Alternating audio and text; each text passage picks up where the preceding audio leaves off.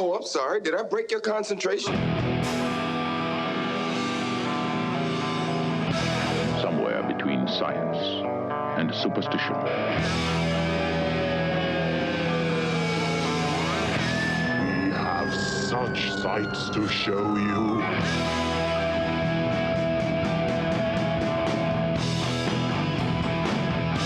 Strange Eons. Welcome to Strange Eons Radio. Somewhere over there is Eric. Hello. And somewhere over here is Vanessa. Hello. I'm Kelly. We are recording remotely because I had shit to do this weekend, and I really appreciate you guys pulling a solid for me. We're gonna have to do this again next week because I have a funeral to attend, which is always lovely. Yeah. It's okay. Those are good excuses. But we only accept like 3 on a checklist, and you've hit 2 of them, so you're in. It's all good. I know. I tried to use the masturbated to forcefully, and then that was not a good excuse to get out of recording. And you only get it once. That's what I keep saying. Still a little drunk? Nope, sorry. We did 2 drunk episodes. Still a little drunk doesn't count anymore. Exactly, yes. Memories. I have something to talk about that I just discovered, and I feel like I want everybody to know. This is not a paid advertisement, but I stumbled onto this thing called MyersHouseNC.com, as in Michael Myers' house.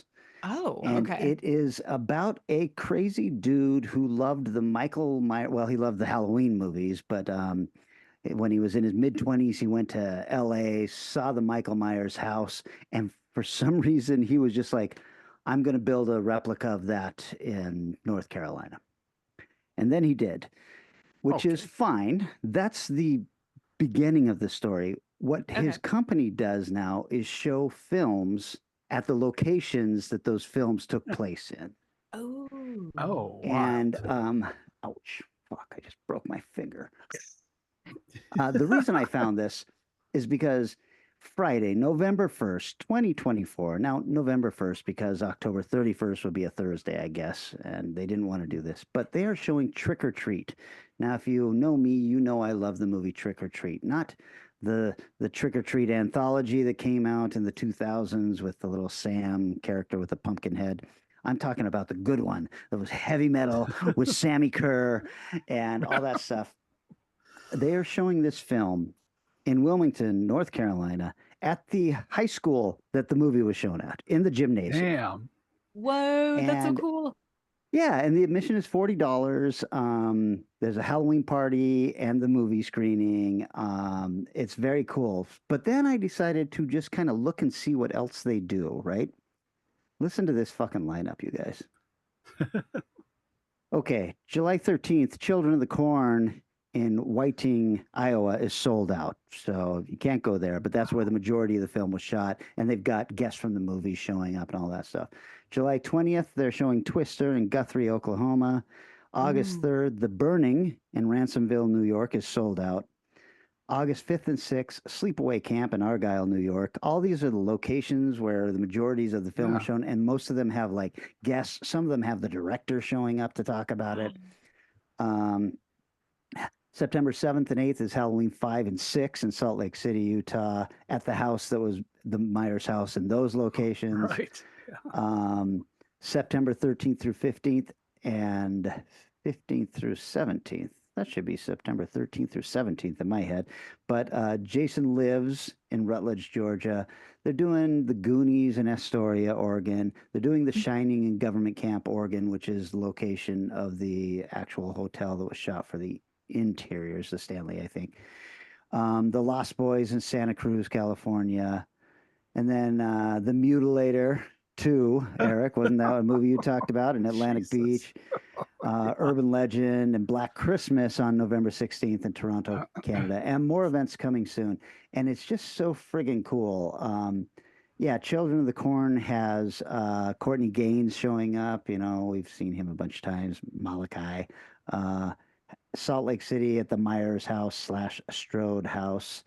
And all of these are really affordable. Let's see. I just said that, and then I'm looking at this Halloween 5. It's $115. Includes access to private property, filming location, guided tour of the property inside and outside the house, trick or treat candy, apple cider, and H6 movie screening. Worth So it. they've got ride-alongs and stuff like that. It's just such a cool idea, and Ah, this is the first I've heard of it. I will remind you, it is called Myers House, as in Michael Myers, Myers House, Myers House, one word, .com/onset cinema. But if you just go to Myers House North or NC, you will end up at this onset cinema thing that he's doing. So oh my it's God, cool, that's The such a Ring cool and the find. Changeling. right? Okay, so you're looking this up, Eric. Certainly not the other horror movie Washington State's known for. Which one would that be? The Ring? Twilight. No, he said that. Oh, Twilight. Yeah, Oh, sure. I mean, you nobody can do wants to drive Twilight, I out guess. that far. This guy sounds like a real horror fan, so I imagine Yeah. Twilight is not on his menu. But the Ring No, and that sounds Changeling like probably are. The Ring and Changeling would be great, right? We've had some other yeah. I cool mean, ones, show the right? Ring on a ferry. Like that would be pretty jeez. legit. What? Yeah, no kidding. But also the Ring well. Oh, I don't know if it still exists. It still existed. I would see it every time I went up to my brother's house in Stanwood. I would drive by and go, "Oh fuck, there's the well." Ugh. The So next time you go up, see if you can spot it. I will. Yeah, I will say it's been a while. Ugh. All right, guys. I've seen some movies. Hey, cool. Good. I saw a movie called Axel F. I did too. Okay. I don't know On anything about that. Netflix.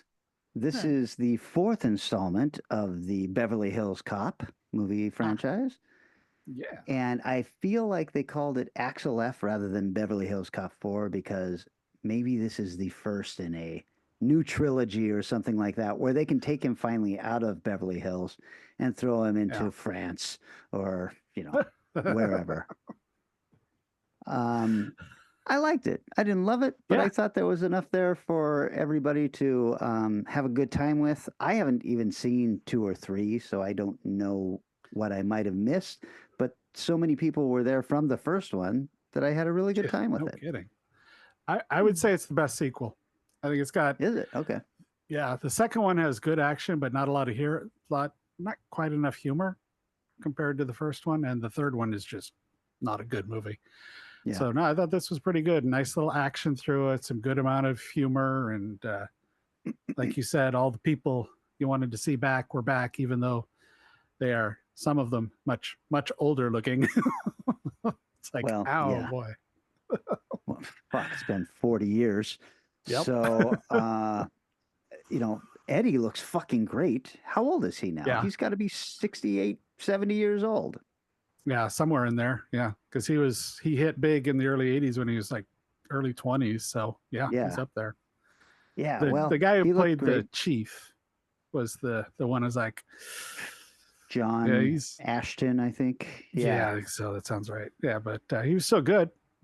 So, Yes. I thought, well, based on your watching it again, not too many episodes back, I decided to give it a Mhm. watch because I knew this was coming out.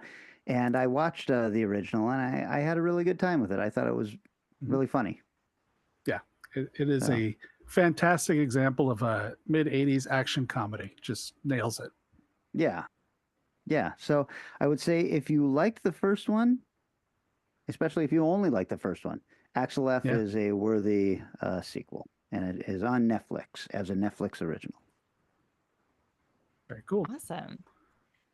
Well, we just had the 4th of July, so I Sure. saw a couple of flicks for that. The first of which was Independence Day.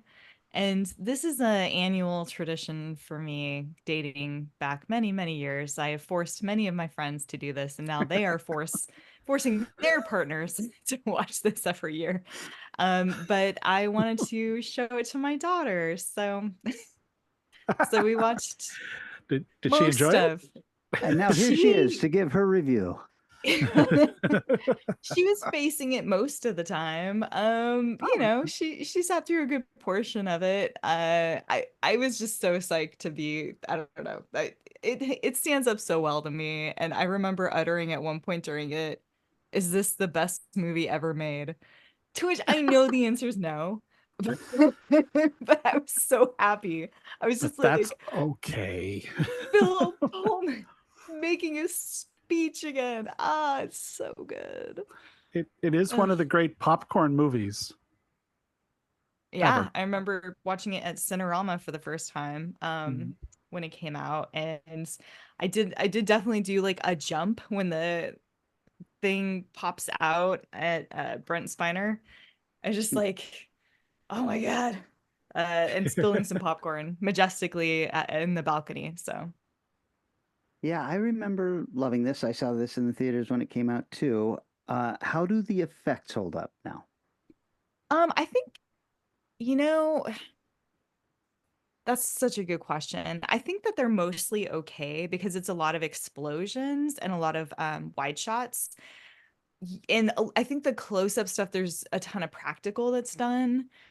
When you get some of the alien spaceship effects, I think they're not quite as good as maybe the first time I saw them. Like I can see a little bit through the magic, but for the most part, I don't know. I thought it felt and looked pretty good, but I was watching it on a TV screen, so I don't know. Like I don't know. I wasn't watching like a 4K edition or anything. I was just kind of watching whatever was free on Hulu or whatnot. What did you think of the new addition to when Will Smith punches the alien and then he says, "Keep my wife's name out your motherfucking mouth." You know? I missed that. Wasn't the time or the place is what I thought, you know? Should Okay. have had that discussion with that alien elsewise. Okay. Noted. God. Terrible. Alrighty. So Walter Hill, surprise, surprise, appears again Oh, No way, no. Jose. with the Madso's War. Wait a second. Here. This is the last two films you have to watch, right? Yes, one of And them. you've cleared out the Walter Hill catalog. Yes. Yep. I wonder if anyone else has ever done this, except Oh, for maybe probably. Yeah. Walter Hill's wife. Boy, What have is you this heard of called? Madso's War? Matzo's War. Mad- I have not. Oof. Of the movies, Not good. this is probably, I'd probably put this one at the bottom. It's a made for Spike TV movie, Oh. which I didn't realize while watching it. I'm watching going, wow, why is this so bad? So it's all shot video and it's not shot well on video. The actors all feel like they are like cattle prodded just before their lines, like talk. And it's just, I don't know, it's just was not good. It's not his worst rated film. It's number 5, but of his lowest rated ones. But boy, it was just a slog.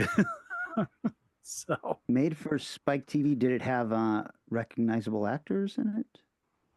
yeah, it had a couple that were, I mean, nobody, not real, I guess, Matthew Marsden, kind of, Brian Donahue, not Brian Denny.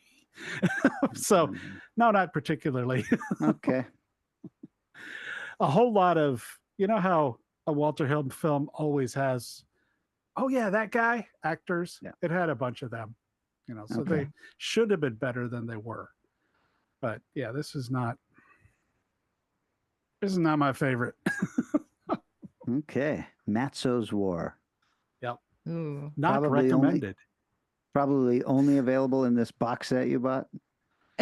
Oh no, this was Tubi, I Oh. believe. Oh. Okay. Yeah.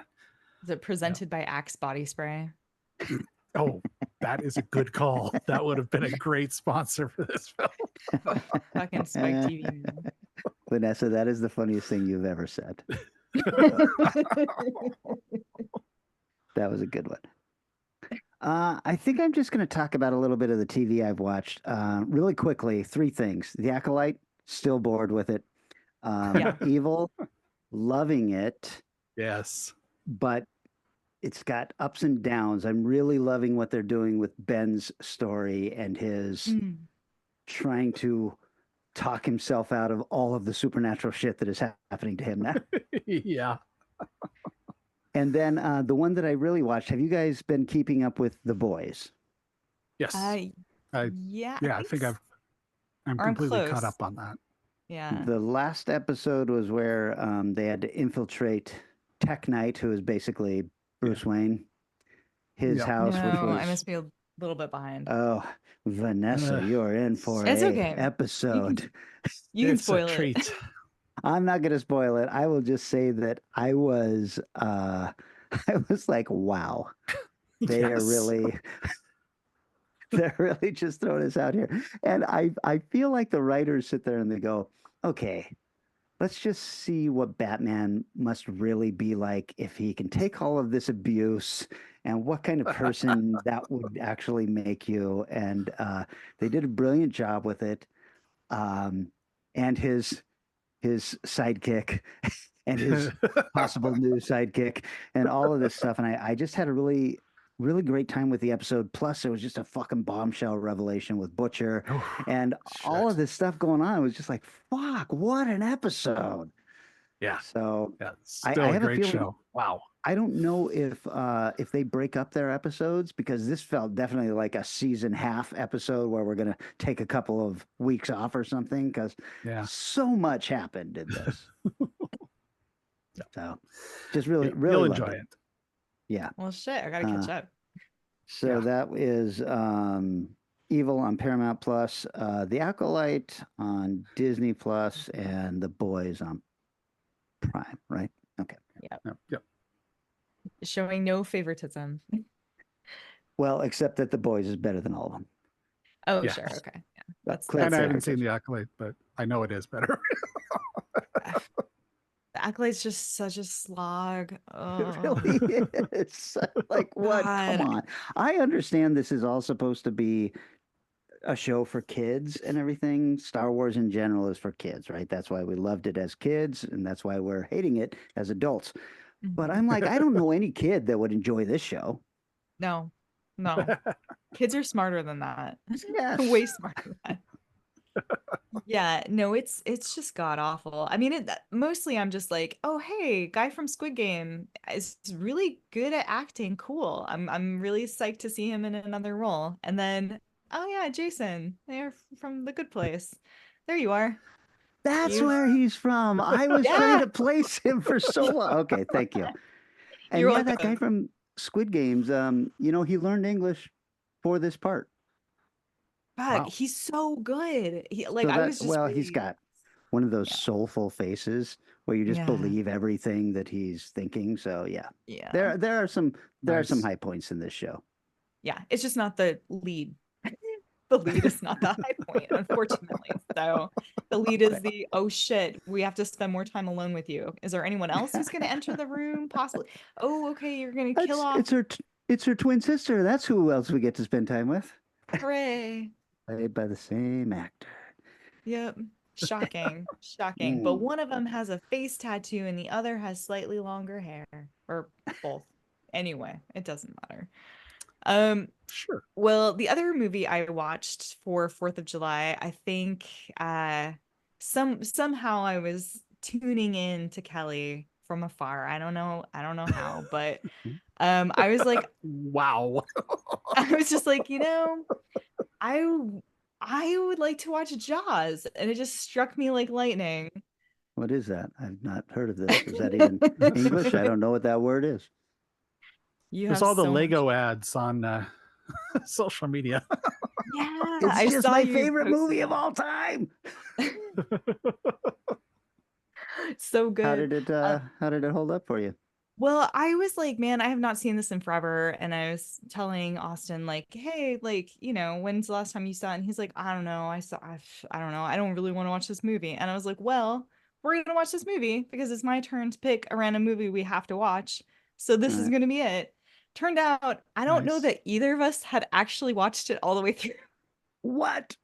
I know. Wow. Holy And crap. yeah. And the whole time he's like, oh my God, this movie's so good. He's like, I'm so glad we're watching this movie. And I was like, fuck, man, like, this is not exactly what I expected. There's like lots that I did expect in there, but the like spending all that time talking about fishing was awesome. I really enjoyed that. Somebody did a deep dive into some fishing books, and I was like, yes.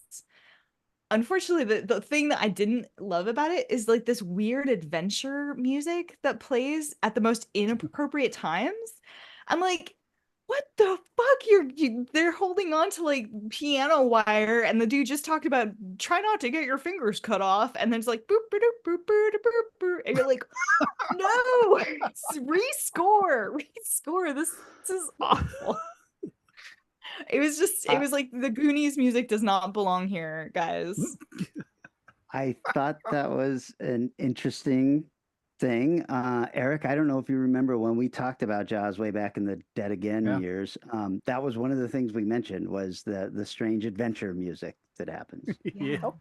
It is odd. I mean, the rest of it's so and good. it's coupled Yeah. coupled with one of the most famous music stingers ever. Right. You know.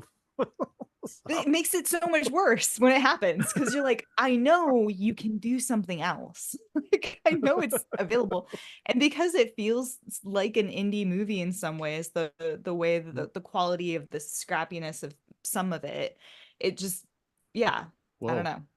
Uh-oh. All right, hold on. I'm coming back. Sorry, I'm not Kelly. leaving. I Yeah, didn't mean I've to had say enough of anything. your bullshit. Stop I talking said just bad about Jaws. one criticism. Praise it more. Only one. It's No, it hot was as great. balls here, so maybe my electronics are starting to fail. Oh, Oh, no. cool. All right. Well, Um, okay. I'll talk quickly. well, hold on a second. We're talking about Jaws for the rest of the episode now. Oh, excellent. I saw, or no, I heard an interview with John Williams just recently, and Vanessa, this will mean nothing to you, but maybe something to Eric, who has heard of this band. Did you know that John Williams' son is the singer of the band Toto? I know Holy Toto. shit. Is that Sounds I wild? did not. That's pretty cool.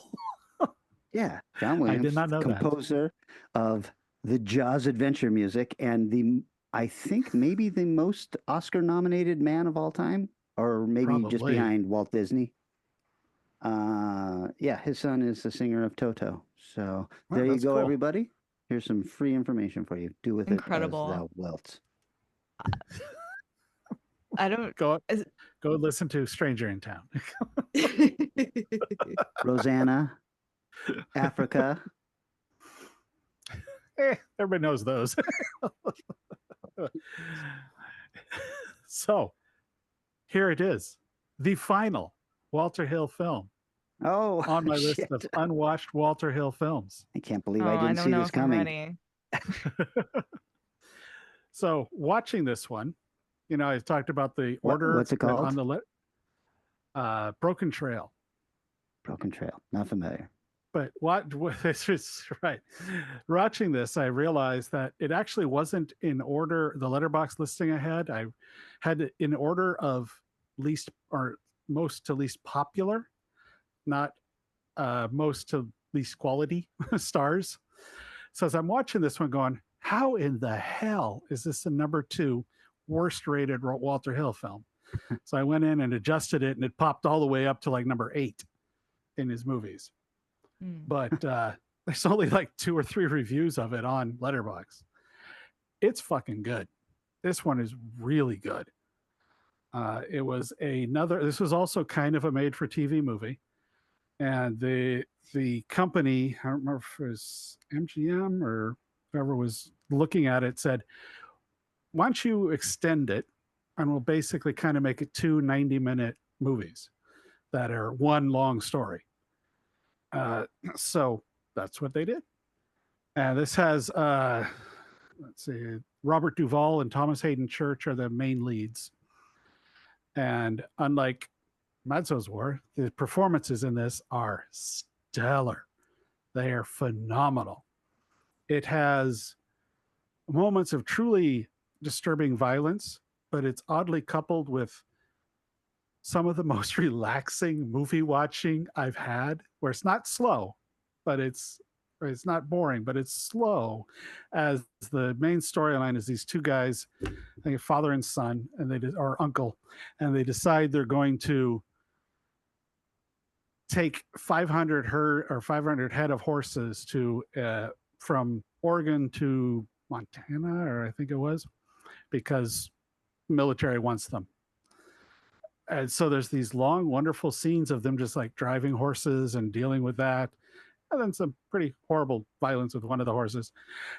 And but then they meet up with a group of men who have 5 Asian women as being taken to a brothel. So they end up, this is all happening fairly early, they end up freeing them and they join the journey.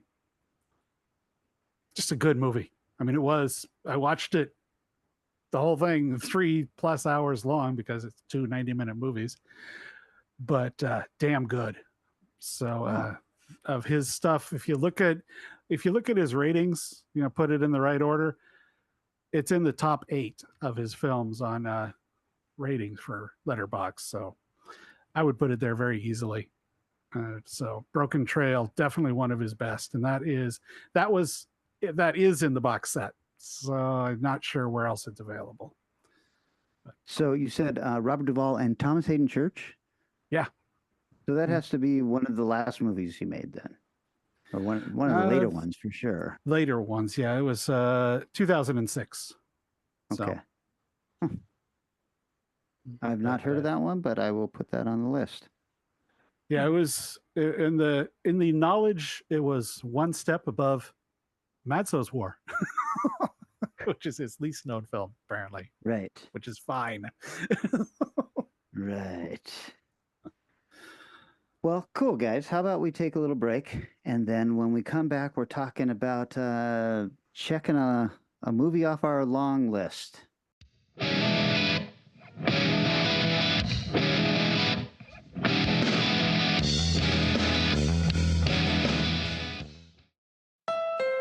Hey friends, remember getting us for the holidays? You're like, whoa, Ninja Turtles! Then you lost us at camp. Get that feeling again with the Honda Pilot during Happy Honda Days. It comes standard with Honda Sensing, a suite of safety and driver assist features. Safety features are the key to happiness. Or get Tubular in the Honda Ridgeline. It has this lockable in-bed trunk. You mean pizza compartment? Ugh, so full. Get something you'll love during Happy Honda Days.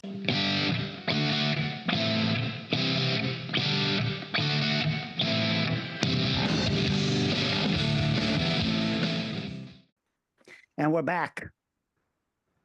Eric. Hello. How would you describe this subgenre you've picked for us today? Well, we all have giant lists of movies we want to watch. I guarantee it. Several, probably. And I figure, you know what? Go on that list, find something that's been on there a long friggin' time, and check it out.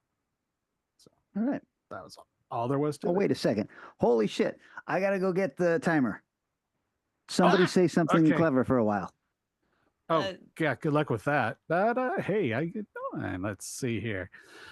Yeah, I say this. I've got lists in Letterboxd. I've got lists in IMDb. I got lists in notes. They're just everywhere. Yeah. And that was totally not interesting. Okay, stop saying anything clever. I'm back. Too late. We stopped long ago. Eric, I'm going to put 10 minutes on the buzzer, and That you can sounds talk good. about your film, which is 1987's Wings of Desire.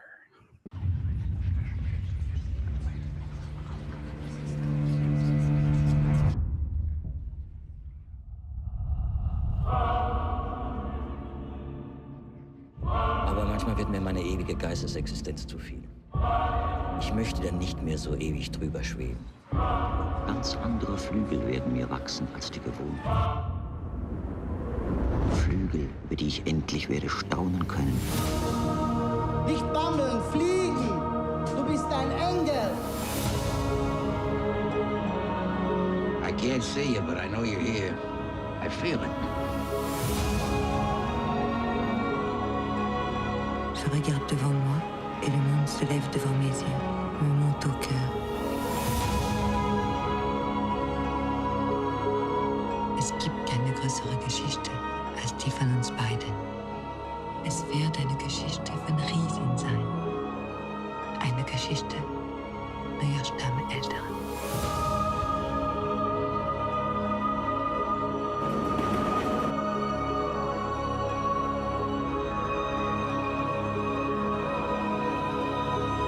Jetzt oder nie.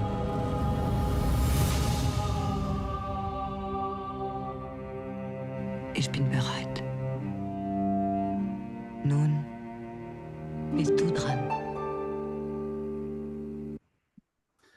Rotten Tomatoes rating is an unusual one for me. Critics 95, crowd 93. Wow, I've never even heard of this movie. Have I? Really? This, you might recognize that cover image. Oh, the okay. guy with the angel with the wings and in a overcoat. Is this the film that City of Angels was based on? It's is it? at least stealing. I missed from. that in the credit things, but yeah, very well. It could be, yeah. I think so. Budget of $5 million, made 3.2 in the U.S. So this is available to rent in several places. It's also on Criterion and Max. Well, easily findable. Directed by Wim Wenders.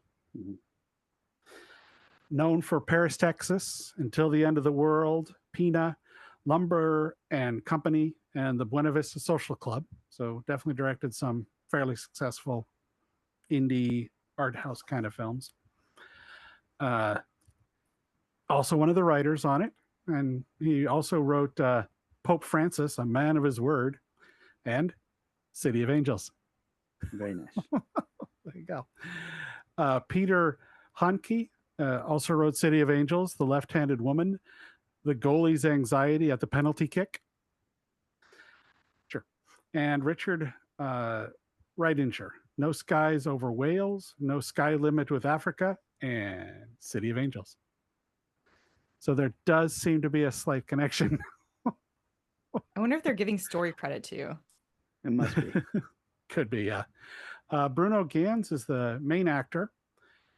He was in The House That Jack Built, Little Prince, Unknown, Youth Without Youth, and The Legendary Life of Ernest Hemingway. Fuck. Go right out and not watch that one, Kelly. Done and done. Also, Solveig Damerton, who is also in The End of the World and No Fear, No Die, and Far Away So Close. Otto Sander. You will recognize one of these people. But he was in Das Boot, Sauce, The Einstein of Sex, and The Tin Drum. And Peter Falk. Might know him from Columbo, The Princess Bride, Shark Tales, and The Great Muppet Caper. Oh. But so the idea of this is that this is a group of angels and they just kind of watch people. They're I wouldn't call it interfering. They're sort of like guardian angels ideas where occasionally they're touch somebody and they seems to relax them or comfort them or act as a muse for them. They don't necessarily look like angels. They're all wearing overcoats. And they can hear people's thoughts. Small children can see them. And occasionally other people can sense their presence. Opens with him just kind of flying around, viewing things, goes into an airplane. It's a lot of observation of the world by these angels. When he goes through a library, you see many angels. There's lots of angels in the libraries with lots of the people reading and learning and trying to figure things out. So that's kind of a neat scene. It is a black and white and color film, mostly black and white because black and white is what the angels see. And color is when you get the human perspective. of what's going on. It's really well shot. It looks really amazing. Although the color almost looks Technicolor, it's so vibrant. Could be contrasted with the black and white to a bit as well. It's also the Angel's camera angles are also filtered with a gauze to give it kind of a softer focus. Wandering around, wanders into a circus and kind of gets mesmerized by the trapeze woman who's dressed with angel wings, which actually she doesn't like at all. She's like, these don't work. This is going to be hard for me to do my routine. While he is there, the news comes down that tonight's performance will be the last of the circus because the sheriff is shutting them down for some reason. The lady does her practice, goes back, and you hear through him listening to her pretty sad, profound monologue, which is interesting. The writing in this is very well done. She returns to her trailer and puts on a Nick Cave album. Not what I was expecting, but sure, why not? Then we move to a scene with there's two angels that are kind of primaries, and they get together and review their notes of the things they've seen throughout the day. Generally atrocities, so it's like, okay, well, guess you guys have some fun. The other angel goes to visit an old man who's remembering the horrors of the rise of Nazis, commenting on like the flags appeared covering everything and police were no longer nice. The angels talk about the horrible division of the people and anyone that wants to be admitted to the other world of individual divided people has to pay a price to be accepted by that divided stuff. So it's like, hey, there's some relevance in this world. The movie moves along at an odd pace, but a really good pace. There's two pretty good performances by Nick Cave, too. He appears live in the movie, once in a black and white scene and once in color. Oh, that's cool. Yeah, the overall storyline is the angel wants to become human. He wants to experience the world. He wants to know what it's like to be cold or warm or eat something or get hurt or anything that humans could experience is what he wants to figure out. And one of the fun little, it's not quite a twist, but Peter Falk is in Germany shooting as an actor, as himself, basically, shooting a Nazi movie. And so at times the imagery gets a little confusing. I'm like, this is 1980s modern, right? But then they cut to a scene which is in the movie, like sewing stars on somebody's clothes. I'm like, is that wardrobe or what is? But it's really an interesting film. And will he become mortal to check out the real world? You know, odds are good. But this is a good movie. This is one that's been sitting on my list probably since the early 90s. Just such a great cover image, and I've always wanted to see it. They did a great job of covering it as critical and relatively financial success, just not in the US alone. It's got great academic studies in it about the importance of cinema, libraries, circuses, German unity, containing New Age, religious, secular, or other themes. So it's just, there's a lot of shit going on in this movie, and it's very symbolic and very interesting. The angels move oddly. They're shot like it's only done once or twice where they move around really hard to see what they're going on. But their idea was they kind of exist wherever they want to, whenever they want to. So to just follow them around with a camera doesn't always make sense, except when they're observing humans. That makes perfect sense. They tried to film they weren't allowed to film near the actual Berlin Wall, so they had a replica built. They had to do it twice because the first one was fake and warped in the rain because the contractor lied and used wood to build it. Oh, no. So they had to go back and build it again. The the film is dedicated to three angels, Yasujiro, Francois, and Andres, all actually famous directors. Yasujiro Ozu, Francois Truffaut, and Andrei Tarkovsky are named, who had all died before the filming of this. Mm-hmm. And they were all Wim Wenders' favorite directors. Let's see, what else is going on? Oh, Peter Falk disappeared for a while. He was so enamored with Germany, he just kind of wandered off, and they could not find him for several hours. And he's like, I just liked it. He enjoyed he said it's the weirdest movie he's ever been in. He enjoyed it so much that he paid for his own expenses to stay an extra 2 weeks in hopes they might give him another scene or two.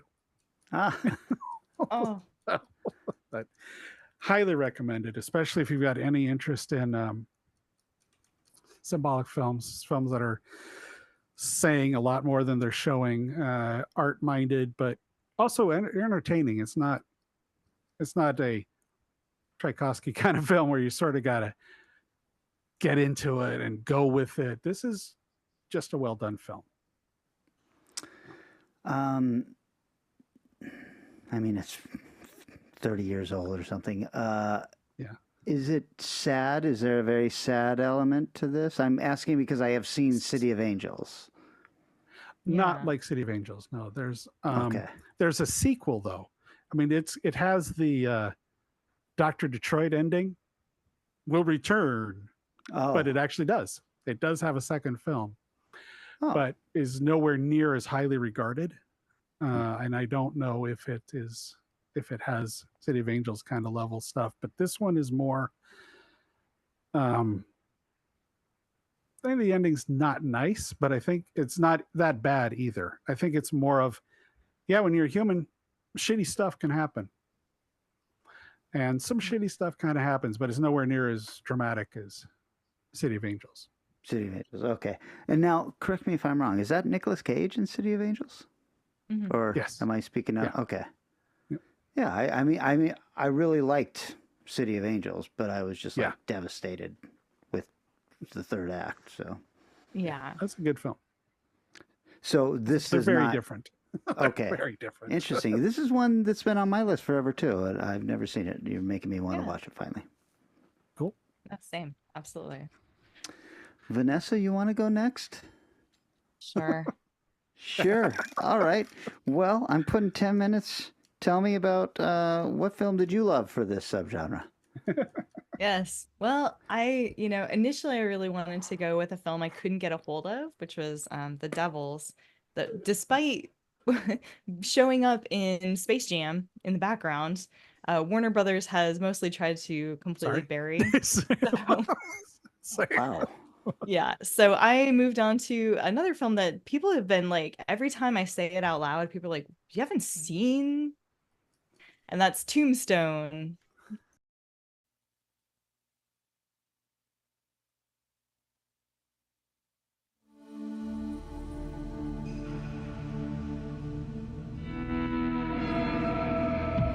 It was a place where a man could start over, where a fortune could be made. They say every town has a story. Tombstone has a legend. Who is he? That's Wyatt Earp. Made a name for himself as a peace officer. I heard of you. I'm retired. You must be Doc Holliday. Are you retired too? Not me. I'm in my prime. Hollywood Pictures presents. The only real law around here is the Cowboys. The story of Wyatt Earp. The first time in our lives we got a chance to stop wandering and finally be a family. Now this is trouble we don't need. If we're gonna have a future in this town, it's gotta have some law and order. What do you want, Ringo? I want your blood. I want your soul. I want them both right now.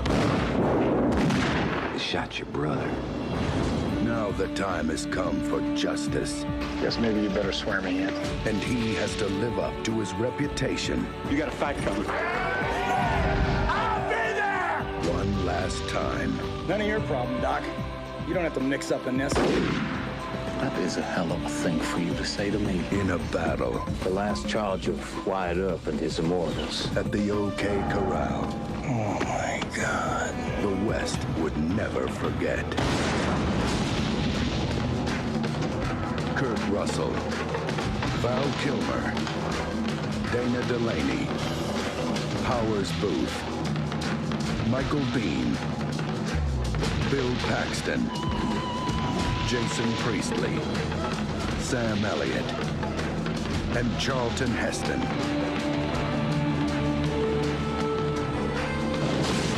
You tell them I'm coming, and hell's coming with me! Justice is coming to Tombstone.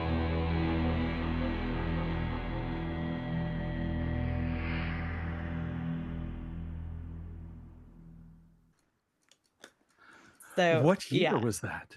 1993. Yeah, so this is one of those ones I've been meaning to get around to forever. Very highly loved film. Rotten Tomatoes score, critics 73%, but audience has it at 93%. This is directed by George P. Cosmatos. I knew of him from behind the scenes stuff for Cobra, which is one of the things he directed, as well as Rambo, First Blood Part 2, Leviathan, and Of Unknown Origin. It was kind of co-directed / written by Kevin Jarre, who has 12 writing credits, including Glory, The Mummy, Rambo, First Blood Part 2. This is his only directing credit, so I don't know how much he participated. Starring Kurt Russell, which is a big reason why I went with this. 109 Things, including The Thing, Big Trouble in Little China, Escape from New York, Escape from LA, Guardians of the Galaxy 2. Kelly went over Sky High in a previous episode. Also things like Stargate, Captain Ron, Elvis, and recently Santa Claus. He played both Santa Claus and is in Monarch Legacy of the Monsters with his son Wyatt. Also starring Val Kilmer, 105 credits, including Kiss Kiss Bang Bang, The Saint, Batman Forever, Willow, True Romance, Island of Dr. Moreau, which I touched on in a previous episode. He also has done a lot of voice work, including recently as Kit for the newest Knight Rider TV series. So what? Okay. I know. I was like, that's cool. He's done a lot of cool voice work. Sam Elliott, 108 credits, including Roadhouse, which I recently talked about, Mask, Prancer, Big Lebowski, Hulk, not that one, Avenger, not that one, Ghost Rider, and recently A Star is Born and The Ranch TV series, 80 episodes. I have no idea what that is. Bill Paxton is also in this, 98 credits to his name, Aliens, Twister, Frailty, which we've talked about before. Also in this movie, you're constantly going, wait a minute. So Michael Biehn, Charlton Heston, Jason Priestley, Thomas Hayden Church, Powers Booth, Dana Delaney, Michael Rooker, shit. Billy Bob Thornton, Billy Zane, Terry O'Quinn, Frank Stallone, and Robert Mitchum. Nice. Just to name a few. Like every time somebody runs deep. Oh my God. Every time somebody like drunkenly stumbles through frame, I'm like, who are you? What is happening? The story of this is a recently retired Wyatt Earp, along with his brothers, Virgil and Morgan, ventured towards Tombstone to settle down. When they arrive, they encounter Doc Holliday, who's there with his gambling partner / lady friend of the night, seeking relief and dry climate due to his tuberculosis. Doc and Wyatt go way back and instantly rekindle their friendship. The Earp brothers aim to settle in Tombstone to seek fortune. I was never totally clear what they were going to do, like if they're going to go gold panning or open a casino or what they're trying to do there, but they want to get rich. And when they hear that the town is being harassed by a Wild West mafia type group called the Cowboys, they try to help the locals out. Wyatt refuses to take the badge of sheriff because he's determined to finally retire for good. But it doesn't help matters. Things are going to the shit. Meanwhile, a traveling theater troupe that includes the beautiful Josephine Marcus arrives, and there's an instant connection between Josephine and Wyatt. Too bad Wyatt is married and swears that he will never stray, even though his wife sucks and is addicted to laudanum and opium. But nah, he totally, it's fine. He definitely won't fall for the other lady and create a very, very weird love triangle that does not really belong in this film. As the town deteriorates under the chaos of the cowboys, his brothers decide to step up and become the law because somebody's got to do it. But as one accidental death gives way to many, many purposeful deaths back and forth across groups, we see that the town is going to be destroyed. And of course, the gang takes a hit out on the brothers one night, killing one of them and basically creating, like, hitting the arm of another, so he's a lame man. Wyatt then sends Virgil and the women away. He puts on the badge and he is ready to murder everyone. Him and another group of men and Doc proceed to massacre across the land, even with Doc barely able to breathe. It's fine. His tuberculosis is not getting significantly worse. He is not sweating in every scene like bullets. He's definitely able to walk. Of course, the film ends with a huge riverside shootout between Wyatt and Doc and the cowboy gang. Wyatt heroically wades into the water in clear sight of the enemies and brutally wipes them out. Just kidding. The film ends with a final shootout between Doc, who leaves his hospital bed to save Wyatt from a duel he cannot possibly win against the best gunslinger in the rival gang. Despite tuberculosis and barely able to stand or breathe, he still wins. Just kidding. Damn right. The film ends with Wyatt eliminating the final red scarves of the cowboys hiding out in the desert. Just kidding. The film ends with Wyatt attending Doc's deathbed, handing him the book of his life and their friendship, and Doc asking Wyatt to just go and live his best life. Then, as he leaves the room, dies. Just kidding. The film ends with Wyatt finding Josephine at the Christmas play somewhere, and they agree to go to California, probably. That's how the film ends. This is such a weird movie. I mean, I think they're just like, let's just really stick to like his life and just for reasons keep it's a lot of and then going on in here. However, I will say there are great performances. Kurt Russell and his eyes, who knows what color they are. They are the color of your soul. Ice blue. The blue, soul blue. I don't know what the core plot is meant to be of the. I mean, I do, but like it doesn't seem to care from the film itself. The wife shit sucks. I hate it.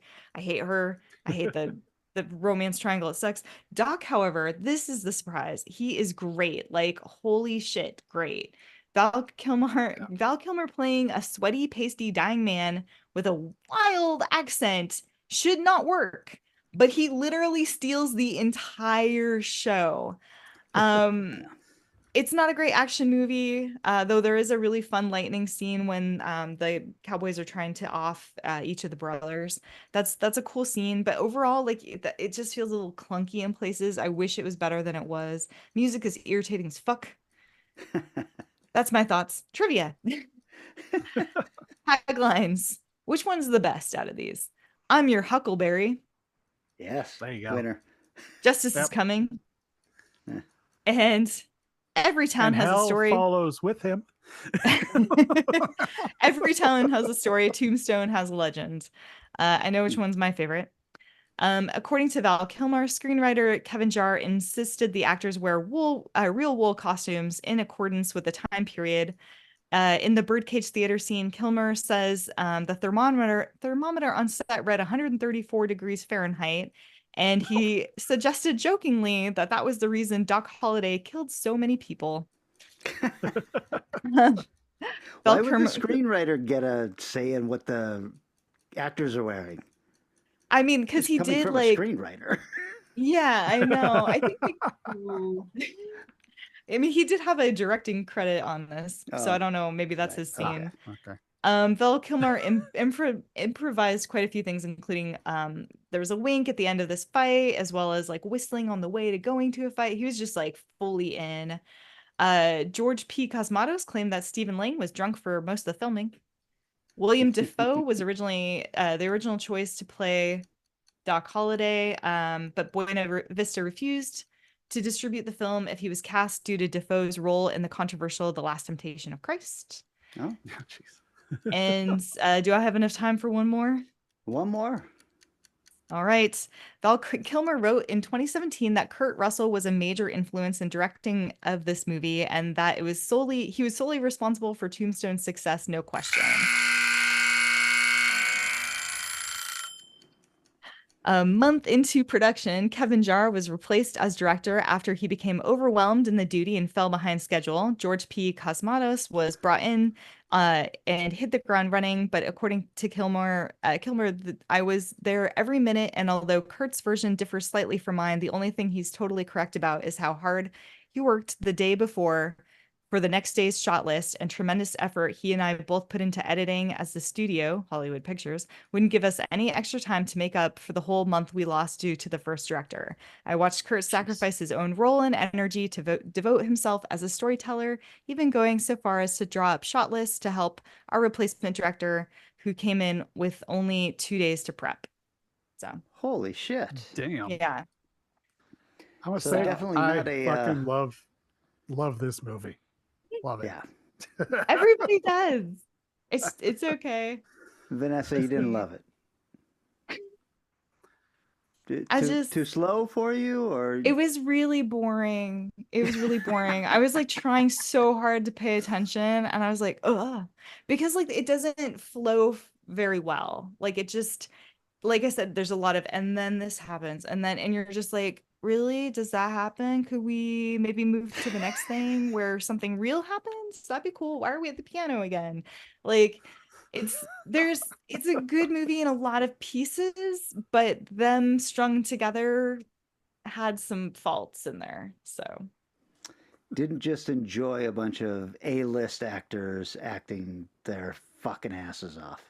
Look, Val Kilmer and Kurt Russell made it very, very much worthwhile. I don't regret seeing it at all. Like, I think that those performances alone were incredible. And like seeing all the people who showed up, putting on all the hats that they did, it was great. It just, there was a lot of slog. There's a lot of just slog I had to get through to get to like, okay, cool. Let's do another close up on Doc Holliday. I'm in. Let's see what witty thing he has to say. This was one of those weird films that every couple of years we get two films come out at the same time that's about the same thing, you know, volcanoes and shit like that. And so Kevin Costner's Wyatt Earp came out the same year, which is probably a better movie, but I like Tombstone a lot better. It's just more entertaining. Yes. Yep.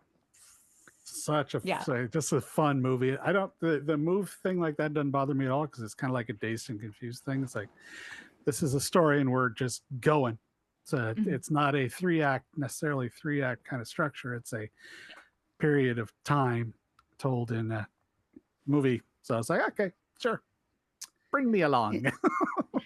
Interesting about the two directors. I didn't realize that. I thought this was a Cosmatos film, but really interesting to find out that it's still somehow credited to two directors. So the Guild must have stepped in and said, you've used enough of this guy's film to also consider him a co-director. Yeah, I mean, if he was on it for like a month, then that does make a lot of sense. Yeah, and I thought I read something about like Russell saying that he didn't want a credit on it, even though he basically directed. There was something where he didn't want to take that. So I gotta say, when you were listing off that cast, I was like, I gotta fucking watch this movie as soon as we're done with this episode. Yeah, no kidding. I mean, it is such a who's who, and like especially now, it's because some of these guys didn't end up really taking off till later. Like Terry O'Quinn didn't really. I mean, I think Lost was really when people started loving him, and I was like, "Is that the bald dude from Lost?" Right. Shit, it is. Is that Jason Priestley wearing like tiny glasses and maybe having a gay crush? Yep. I'm not sure, but Jason Priestley is he related to Elvis Presley? They spell it differently, but he's from 90210. He's a heartthrob. The 90s. I know you know who that is, Kelly. I got told I looked like him a lot back in the day. So yes. Really? Excellent. And all the mustaches were real. Super fucking great mustaches. Are they? All right. Or are you? Yeah. Okay. There's a big deal when they're doing their press tour of that, of all the guys saying, yeah, they're all real. We grew these damn things. That's commitment. Between that and the heat, Jesus. All right. Well, okay. I'm putting 10 minutes on the buzzer. Cool. I will not need 10 minutes. I am talking about a film from 2007 called The Poughkeepsie Tapes.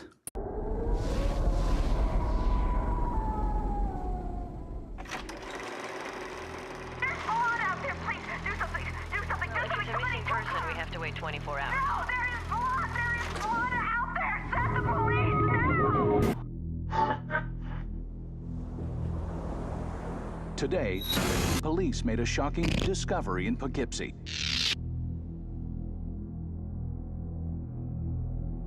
A third body was found here today.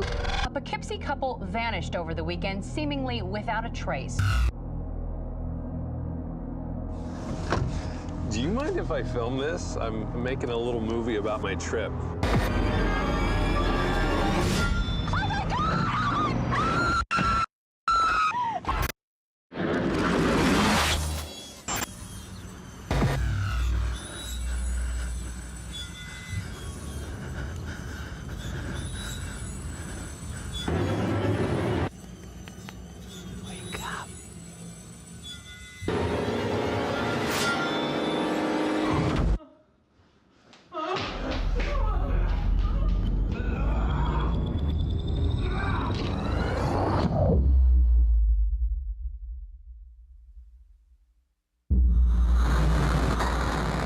The Poughkeepsie Tapes.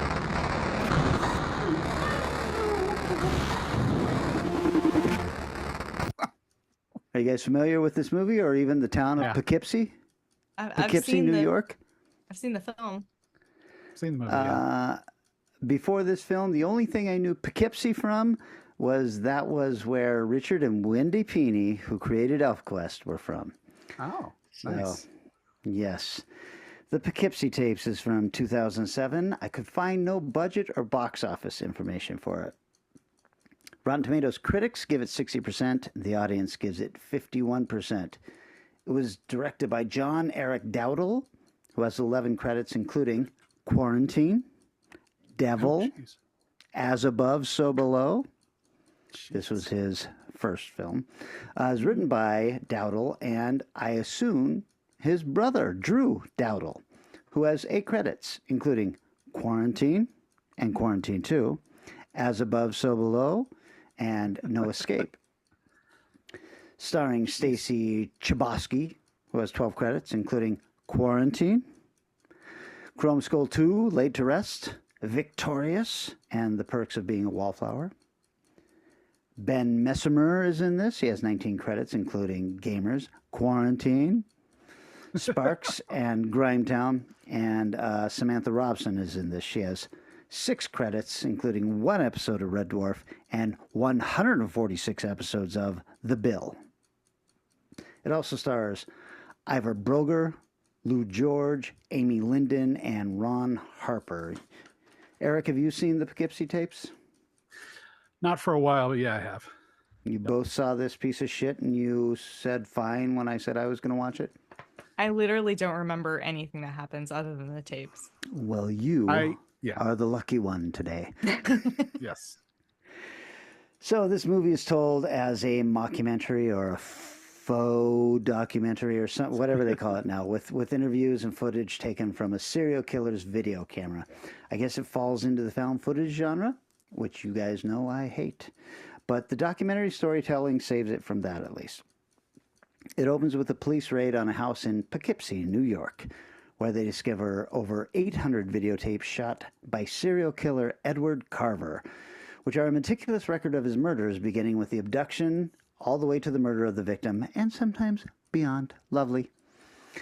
Despite all of this evidence, Carver is extremely careful not to be shown on film unless fully disguised, so the police are trying to find out who and where his next victim is. As this documentary is going on, we are told this guy is still on the loose.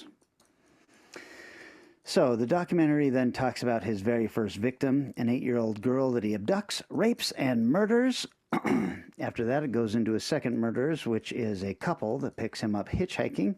This one is particularly brutal because he performs a cesarean section on the woman, Vanessa, placing the severed head of her husband inside her womb before sewing her up, waking her, and filming her reaction.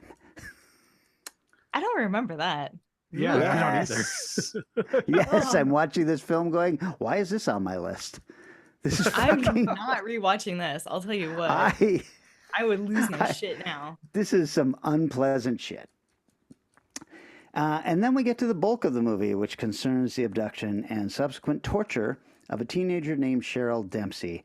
He murders her boyfriend and then imprisons her in his basement and proceeds to abuse her sexually, physically, and psychologically over 143 video cassettes. At one point, he goes to her distraught mother under the guise of a person who wants to help, then slyly lets her know that he's her daughter's captor as he laughs and flees the scene. As his crimes gain more and more attention, he decides to change his MO and starts murdering prostitutes while posing as a police officer. Then even goes so far as to frame a different police officer for the murders, who pleads innocent during the entire trial and his sentencing, and all the way until his death by lethal injection. And then days later, he plants clues to show the cops where another victim is and that the police officer they had executed was innocent. Finally, the police are able to figure out where his house is, but when they get there, it's empty, except for poor Cheryl Dempsey, who he's been torturing for years. She, of course, is a mess, both physically and mentally, irreversibly damaged from the ordeal. She will kill herself before the end of this documentary. Oh my God. Will this film ever tell you why Carver is as deranged as he is? Will Kelly feel like this? Oh, wait. This is my name. Will Kelly feel like this is a movie he would have been fine with never seeing? And will this film punish you for daring to sit through 86 minutes of the most unsavory bullshit ever with an ending that is very, very unsatisfying? These answers and less can be yours, but let me tell you, they should not be yours. Avoid this film at all costs. So obviously... I didn't care for this flick, and I'm a little stunned that anyone liked it, but it seems to be quite popular with the horror crowd, including many of our friends, which I'm going to unfriend immediately. I will admit there are some creepy moments in this film. The real problem is that the tapes, which is the majority of the film, the tapes that the killer has recorded and all that, they're so grainy that it's just really hard to watch. Not hard as in uncomfortable, like visibly hard. You're sitting there going, the fuck is that? I know that you want to hint what's going on, but I'm going to need a little bit more than this. So anyway, taglines. Some murderers leave clues, some leave warnings. This one left. The Poughkeepsie tapes! Trivia. Wow. Yeah. Premiered at the Tribeca Film Festival in May 2007. There's some weird shit going on with this release. It was scheduled for a theatrical release by MGM on February 8th, 2008. The film, however, was removed from the release schedule in spite of promotional advertising, which I don't remember ever seeing. This was never a film that was on my radar until it became a film that everyone was saying, you gotta see the Poughkeepsie tapes. So that was 2008. In July 2014, the film was given its first official release as a video-on-demand title available through DirecTV. It was subsequently polled again less than a month later, with the director suggesting that MGM was considering a wider release, which I assume means theatrical? Who knows? That's not what happened. It was shot in 15 days, and all of the fake interviews were shot in just 2 days. The fake interviews really help with the uncomfortableness of the film because the director or the people being interviewed, which are the inspectors, the detectives, and some of the just general police officers on the scene, are so bland and normal It feels like any Netflix documentary we'd be watching on true crime anyway. And then finally, the news anchors and reporters were from Minneapolis, St. Paul, which was the director's hometown, and I assume where this was shot. I did not like this film.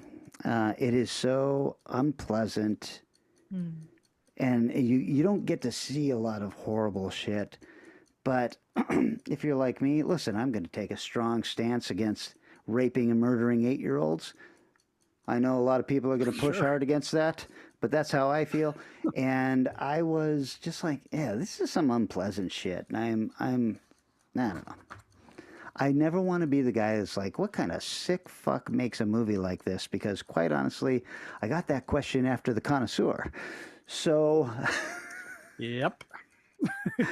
I don't want to ever be that guy, but I'm like, there's nothing fun in this movie. You know, and I think there should be a little bit of fun in even the scariest horror films or whatever. This was just kind of a really hard, harsh film that played too close to truth, and I just don't love that kind of horror. So, the Poughkeepsie tapes. I'm turning my buzzer off with 1 minute left to go. Hey. I mean, it's weird, like you describing it, it just does not ring any bells. And I'm so sure that I saw this, but now I'm like, did I not? Like, this sounds... Oh, you should watch it tonight, Vanessa. I will never watch this if I haven't already. Fuck. I feel like out of all the there must be 100 movies on my list, you know, even just some of the homework movies that I haven't watched, you know, movies from the 40s and 50s that I still need to watch. I should have watched one of those instead of this, but I was trying to keep it true to the podcast genre.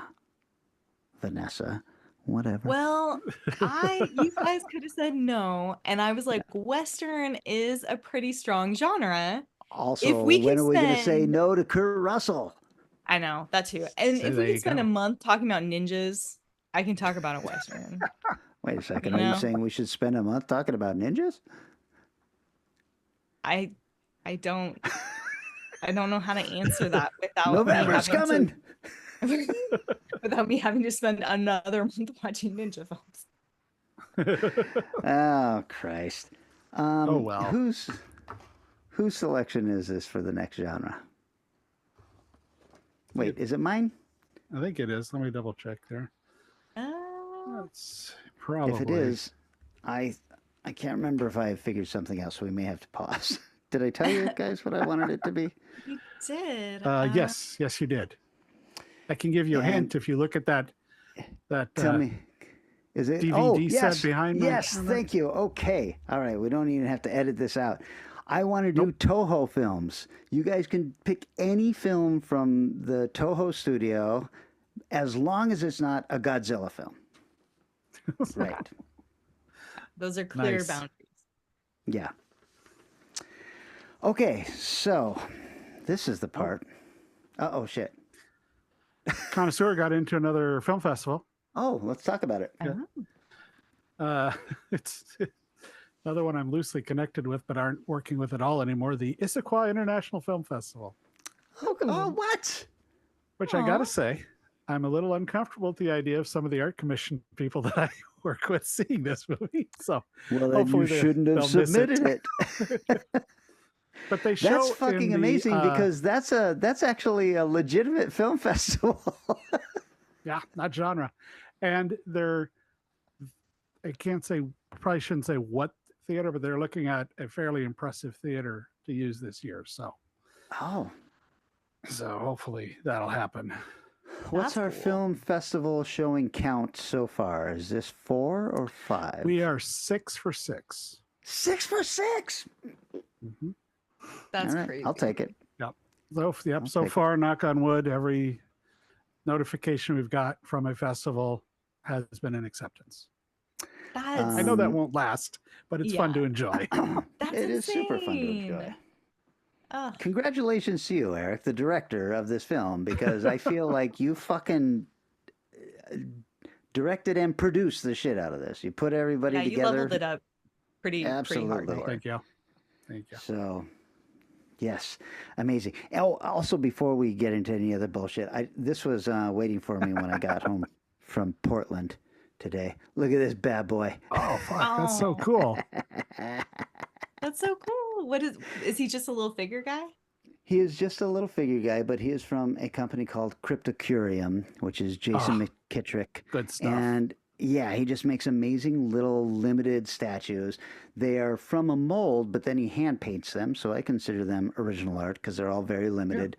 Yeah. And yeah, I know, Eric, you've got a bunch of his stuff too. Yeah, some up there. His stuff is a little pricey, but like twice a year he does a 50% off sale, and every time that happens, I buy something. And this was waiting for me, and I am very, very pleased with it. So nice. Yours is much cooler than the. If you like shit like this, that is Cryptocurium. So is it glowing eyes or does it have LED lights? No glowing eyes. Just just glowing eyes. But impressive. They look great, don't they? I mean, this is really a neat piece of art. What I received is far less impressive, but amusing.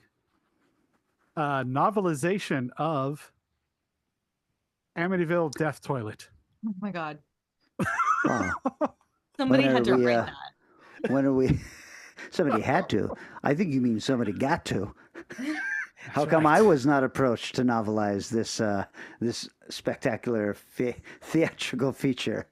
Oh my god! I don't know. You should reach out to one of the Amityville guys and say, "Hey, I could write a novella about Amityville Speaking in of space." which, Amityville in Speaking space. of which, my novel is getting rave reviews, and it is out. It is called The Secret Language of Spiders, and I don't want to do an Amityville novelization now because people are actually starting to treat me like an author. There are autographed physical copies. Thank you. And all you have to do is reach out to me either through here or on my Facebook, which is writtenbyklyoung.com. Oh, wait, just written by KL Young. Any way that you reach out to me and just say I want to buy it, I'm charging you $16, which is the price of the book plus shipping. I'll autograph it. I'll personalize it. I'll thank you for the idea if that's what you want. So maybe set the price a little higher than $16 there, Kelly. Nope, $16. We all have a price, and mine, $16. $16. So here we are to the point where I thank everybody for liking and sharing posts, for getting on the Strange Eons Radio talk page, for getting on the Strange Eons Radio hotline, leaving us a message, which is 253-237-4266. Once again, that is 253-237-4266. Leave us a voicemail. That's our favorite. Micah, I still have not watched the movie you wanted us to watch. Sorry about that. I will get to that. Also, big thanks to everyone who participates in the Value for Value model, which is just giving us money on various donation things. You can do that through our website on Buy Us Coffee. You can do a sustained subscription on PayPal. You can even write us bad checks, loose change from your pocket, whatever. We're fine with all of it, and we appreciate all of it. Yes. Anything else, guys? What have I forgotten? Nothing. Nope, nothing I got there. Can't think of anything immediately. I am a consummate professional. This means that we will see you in 7 short days, probably here on Zoom again, and we are talking about Toho films, except for the Godzilla ones. See you next Thursday. Transportation and other considerations for Strange Eons Radio, produced by Pan Am Airlines. When you think of traveling, think of Pan Am. You can't beat the experience.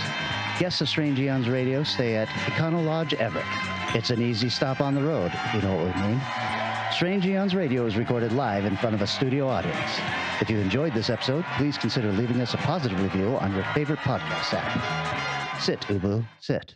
We're going to watch this movie because it's my turn to pick a random movie we have to watch.